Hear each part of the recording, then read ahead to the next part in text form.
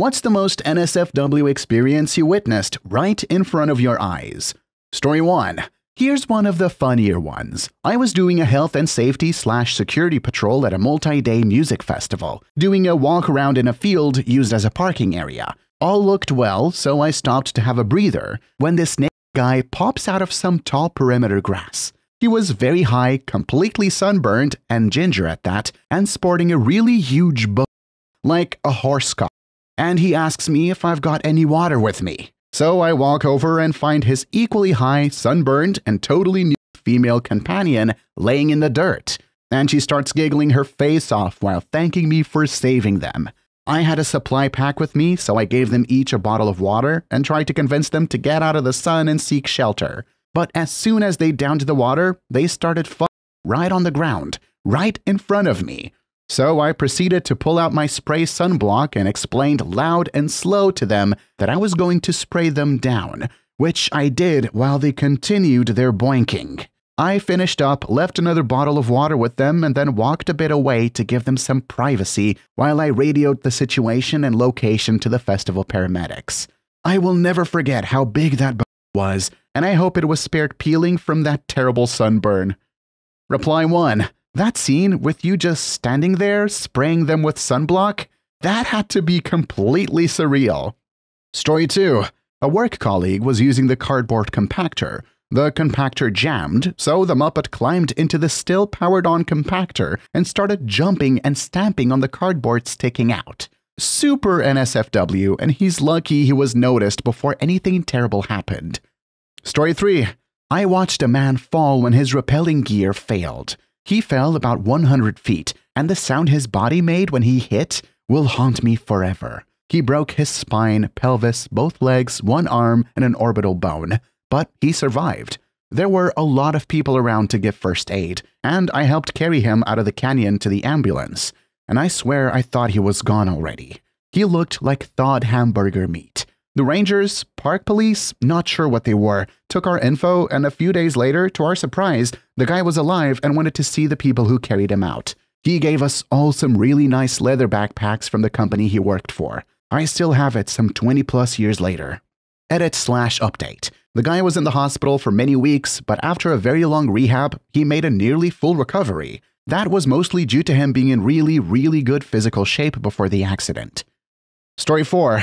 I was working the customer service desk at a sporting goods store. One of my job duties was clearing any gun that people brought into the store, usually to get it sighted in by our techs or to see if our gun counter would buy it from them. Some dude comes in with a massive .338 Lapua rifle. Imagine the little brother of the Barrett 50 cal you see in movies and games. It's at least a $5,000 to $6,000 gun. Well, the dude who owns it is all money and no sense because he walks in and immediately starts violating the most basic of gun safety rules. His fingers just casually hung out in the trigger guard as he comes in, and he's sweeping the entire store with the muzzle as he walks. I put on my best customer service face and ask him to put the gun down so I can ask him the routine questions before I can clear the gun. While putting it down, he once again flags me with the barrel with his fingers on the trigger. I keep my cool and get to my questions. If he answers no to all of them, then I'm good to clear the gun. There are a few of them, but the one that matters here is there any ammunition in the chamber or magazine of the firearm? He says no to everything, so I put the barrel into the clearing trap and rack the bolt back. Lo and behold, a live round pops out and reveals the full magazine. The safety was off, which means this guy was flagging a store of people and me with a gun that was one slip of the finger away from making a very large hole in myself and probably at least one other person. This guy waltzes in, waving around a massive rifle like it's a toy without an ounce of sense about basic gun safety. I mean, finger on the trigger? Really? Good on you for keeping your cool. That's some nerve-wracking stuff right there. It's shocking that he was so oblivious to the fact he could have punched holes in people with just one slip. Story 5. I was working at an accounting office doing data entry as a part-time job in college, sitting at my desk. Somehow I'd scored a desk by the window, but with my back to it, of course. I'm busy doing my work and I hear someone yell, "Oh no!" and then "Stop!" at the top of her lungs and bang on the big glass window. I turned around and looked out the window just in time to see a woman's head get run over by the rear wheels of a Coke delivery truck that was backing up. So much blood and bits of brain. It sort of exploded and went everywhere, including the glass right in front of me.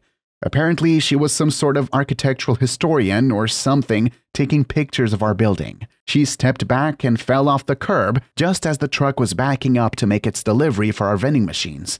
I will never forget that. Story 6. It was the Friday evening of Jazz Fest in New Orleans. I remember it was Friday because I had work and tickets to go on Saturday. I head down to the corner bar, which is across town from the fest, and within minutes after I get there is this randy, sunburned couple who come in hooked at the mouth, just tongue blasting each other's face hole. They peel off long enough to order a drink and head to an open table that's under the dartboard. The four guys actively playing were like, "Don't sit there," but they shrugged it off and said it anyway. The guys kind of looked at each other and kept throwing darts. My thought was that it would encourage them to move, but they didn't. The guy makes a move and starts pleasing the woman, and the bartender yells at them to take it outside. The woman finally stands up after being asked several times to knock it off. Just as she's standing, one of the guys throws his dart and hits her right in the ear hole. It was sticking out of the side of her head like a prop. She screams this pain-shocked, wild scream and runs outside. The bartender called the paramedics, but the couple was gone by the time they arrived. Story 7. My friend asked me to drive him and his girlfriend around the hinterlands so he could fuck her in the back seat, as they apparently had no place else to go, and I don't know the reason. We were in high school and it made sense at the time. Anyway, I was chauffeuring them around the remote country roads while they got progressively hotter and heavier in the back. I resisted looking in the rearview mirror because the interest I had in seeing his girlfriend's sans clothing was more than offset by the lack of interest I had in seeing my dude that way. But after a few minutes, she mumbled, "That's not it." A few seconds later, a little more assertive, "That's not it." And then again and again, like 5 or 6 times. Finally, she sits up and just shouts at him, "That's not it." He sticks his head into the front seat and in exasperation asks me, "Dude, do you want to try? All I can find is her ass." I politely declined and the two of them got dressed and sat as far from one another as possible while I drove them back to the keg party from which we'd originally departed. She wisely broke up with him the next morning. Story 8. Catching my 7th grade science teacher having an affair with one of the kindergarten teachers at my school. It was a K-8 school, in the science classes supply room. And boy, was his wife not happy to find out. Weirdest and funniest week of detention I ever sat through. Edit. The day of detention I served was my first day back after the funeral. There was fallout. While he and the kindergarten teacher weren't fired, he did have a very public and nasty divorce that admittedly I did get some sick joy from watching his mental state deteriorate. He was eventually fired after losing it on some girl and having what I can only describe as a Frank Grimes moment with another teacher before trying to fight said teacher and then getting put in a chokehold or something till the school resource officer could arrive and handcuff him. I can't even imagine walking into that situation as a 7th grader. Poor guy's life spiraled down real fast after getting caught, huh? I mean, public divorce, losing his school, and getting sacked. No offense, but it does seem like he kind of had it coming for messing around like that. I do feel bad for the students, though, having to see a teacher unravel in that way. Story 9. I used to manage a small family-owned retail store, which was the 4th of July, and the owners, of course, took the day off and dropped the responsibility on me. We had 2 stock boys bringing up some items on the forklift when I heard a banshee scream coming from outside the storefront. One of them comes flying through the front door on one leg, spewing profanity before collapsing on the ground. I look down and see his actual ankle, like the bone. Blood is going everywhere. The dude was riding tandem on the forklift, a giant safety no-no, when the driver took a hard turn and sent the kid off the side, running over his foot. The driver screeched to a halt, though he stopped on the kid's foot. He didn't. So he popped the forklift in reverse and ran over the foot again. Anyway, I learned that day that I keep my cool in emergencies, so I grabbed and elevated the kid's foot, instructed someone to call 911, always tell a specific person to call 911, never say someone call 911, and another person to get towels to try and stop the bleeding. I held his foot until the EMTs came. They managed to save the kid's foot, but he had a battle ahead of him. His foot went necrotic and he went septic. I think that's the right term at one point. But he survived. I don't work there anymore since there were a lot of unsafe practices going on and the owners didn't treat their employees very well. I left about 8 years ago and surprise, surprise, they shut down about a year and a half later. Story 10. Growing up in Kenya, I would witness thieves getting beaten up and then burnt alive. I have experienced more than 8 of them. The first one was when I was like 5 years old. I can still smell the burning bodies. Story 11. I lived in Vegas and took some friends of my brother-in-law, whom I had never met, to my warehouse at the Speedway. One guy hit a joint one time and went into an instant manic episode, like I didn't know was possible. He instantly pulled his pants and underwear off and pounded his underwear into my chest, saying, "I want you to have these and keep them forever," then proceeded to try to push over pallet racks. He turned blood red and was sweating profusely, so we gave him a bottle of water. He poured it over his head and then began to swim down the aisle. This went on for about an hour before the cops/paramedics showed up. One of the weirdest things about it was his identical twin brother was there standing next to him the whole time, saying, "He does this sometimes, but I've never seen him naked before." There are many more bizarre details. It felt like a bad trip. Story 12. Driving home in a snowstorm and a BMW passes me like I'm parked. They get about a mile ahead of me and I see the taillights swerving. Then I see headlights and taillights as the car spins around and around. Then it starts rolling. I hit my hazards and come to a stop. I get up to the car and it's empty, so I look and about 50 feet is someone on the ground. I get up to her. She is on her back and her neck is clearly broken, at a very unnatural position. But her waist is twisted 180 degrees and her toes facing down.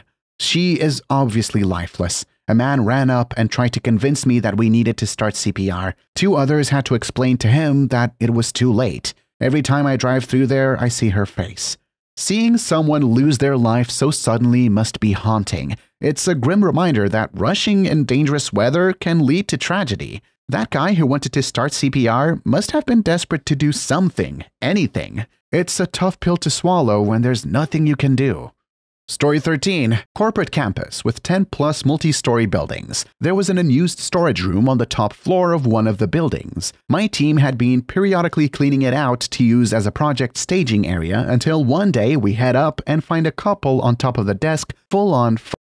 The issue was that the guy was engaged to another employee at the company. They did end up getting married, but he left the company shortly after the incident. Both women still work here. Edit. I wasn't the one to tell her, as one of the other witnesses was close to her. As to HR and management, we cared more about their relationship than HR policies and kept our mouths shut. I was asked about it by other employees but refused to gossip. No one from HR or administration officially asked me, so I can only assume the ensuing conversations between the couple, but he found a new position outside the company weeks later. They stayed together and married a year later. Story 14. I went to Seoul with a few friends one year and we ended up in a kind of expat bar. A friend of a friend who taught English there showed up with his super drunk American girl. An American girl was being really obnoxious and aggressively flirting with this Korean guy at the bar. At one point, my friend nudges me and points, and the guy is very obviously fingering her right in the booth in front of everyone. And she's like she's in a porn. It was actually really loud in the bar, so not everyone noticed it at first. But then, as we all slowly did, it became awkward as we didn't know whether to get up and leave them at the table or not. We kind of wondered if she was too drunk to realize she was in public and being so loud. The guy was also drunk AF and was just staring down her shirt. Sometimes when I'm drunk, I do embarrassing things, but I can't say I can stop that. Story 15. As a teacher, I live in constant fear of finding my students doing something they definitely shouldn't be doing at school. I know some of my colleagues have found them in the middle of a blow or stuff like that, but thankfully it never happened to me. The closest thing that I've seen was once when I got into a classroom, for my class mind you, and in the corner of the room, there were 4 13-year-old girls exchanging bras. I saw nothing, but definitely got scared since, me being a male, getting into any situation like that could be a career ender for me or worse. I, of course, had a talk with them about hygiene later, but also added something else at the end. Do you guys want me to keep being your teacher? They were like, yes, of course. Then please stop doing stuff that could send me to prison. Thanks. Story 16. I was in the old Cairo airport years ago and it was hot as fuck during the time when everyone was flying back from Hajj. You have to understand there are a lot of poor people that never fly and are completely uneducated, and they have to do the Hajj once. This group of very, very old women who were probably 70 years old but looked 100 were waiting in their bags, and it was chaos.